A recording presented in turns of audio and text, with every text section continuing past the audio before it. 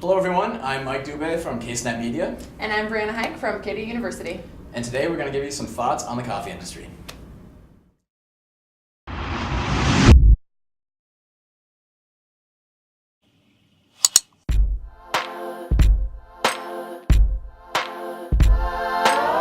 For many people, coffee is actually a daily ritual. And for millions, people can stop in at their favorite local cafes, whether that's to grab a cup to go, ranging to sitting and relaxing.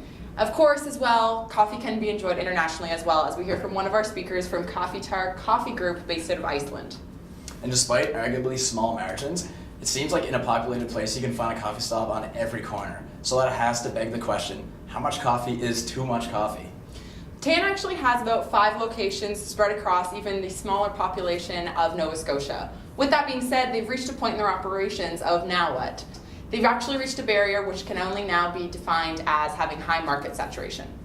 So really, on a macro perspective, all of TAN's customers have been satisfied, or I guess their demands have been met. So now let's look at some points that can actually reduce that high market saturation in the first place. Well, one is an increase in the population, which TAN can't control that. Or an increase in consumer purchasing power.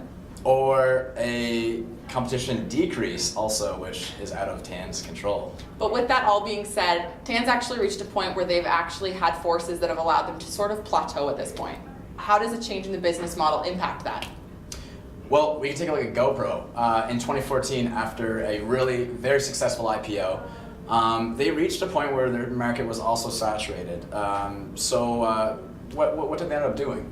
So at that point, GoPro had over 50% of the action camera industry in their own hands. So with that being said, I mean that they had over 6 out of the 10 action cameras actually present on the most preferred action camera listings.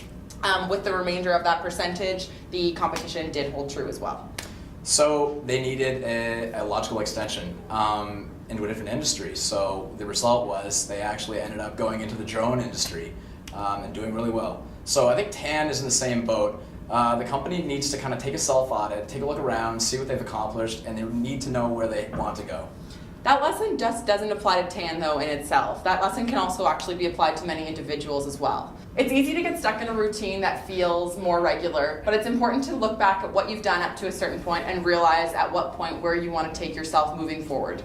So to find out more about the clever solutions that Lei Young Tan of TAN Coffee had discovered, or about Deborah Moore, another one of our speakers, who is an operator at Just Us Coffee, check out our social media pages and visit our website at casenet.ca. Thanks, and we'll see you next week.